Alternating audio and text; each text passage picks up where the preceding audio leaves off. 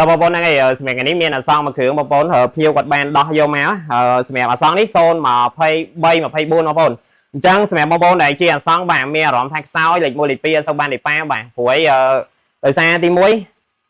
សេរីថ្មីចុងក្រោយនេះគឺថាមីស្តង់វា50លីទេអញ្ចឹងវាម៉ូតូយើងអត់សូវរហ័សរហួនទេបងប្អូនអញ្ចឹងសម្រាប់បងប្អូនដែលចង់បានខ្លាំងជាងសេនបងប្អូនអាចយកឈុត53នេះបាន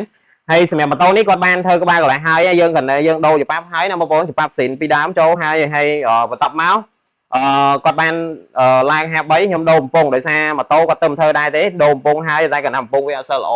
វាថាជិះក្តៅទៅជាប់ក្តៅជាប់វាក្រង់ទីវាអត់ស្រួលពេលក្តៅគឺថាធ្លាក់ក្រង់ទីយកហ្មងយើងជិះផ្លូវឆ្ងាយក៏អត់បានដែរអញ្ចឹងសម្រាប់បងប្អូនដែលឡើងឈុត53ធ្វើកន្លែងខ្ញុំធានាឲ្យបាទ3 400គីឡូមិនបាច់ឈប់ក៏បានដែរបងប្អូនបើករណីយើងសៃទៅ3 400គីឡូនេះជិះកាំងម៉ាស៊ីនខ្ញុំធានាសងគុណជា2បងប្អូនអញ្ចឹងមិនមែនថាខ្ញុំកូតកន្លែងក្នុងហ្នឹងណាអញ្ចឹងសម្រាប់បងប្អូនដែលជិះពួកអាហ្នឹងចង់ឡើងម៉ាស៊ីនមិនថាពួកអូតូទេមិនបាច់បារម្ភរឿងខ្លាចគប់ពេទេធ្វើកន្លែងខ្ញុំ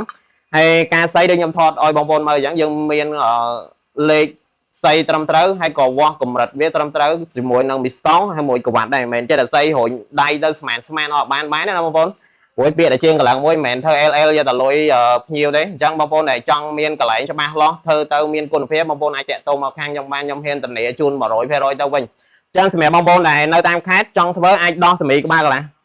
ពីនេះបានខ្ញុំទទួលធ្វើ25ខេត្តក្រុងហើយសម្រាប់បងប្អូនដែលនៅពេញចង់ធ្វើយកម៉ូតូមករៀបនៅហាងក៏បានដែរបាទខ្ញុំទទួលធ្វើនៅហាងណាអញ្ចឹងបងប្អូនចាំមើលសកម្មភាពពេលខ្ញុំសៃទាំងអស់គ្នាបាទអរគុណ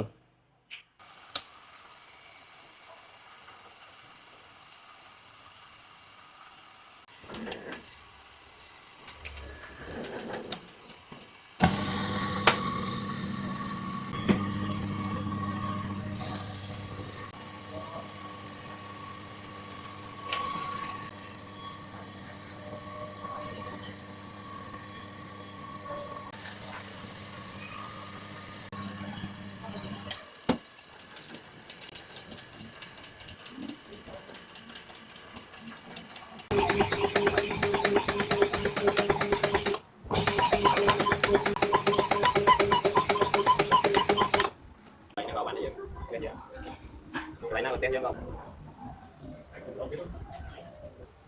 nó cao lan là lạnh mất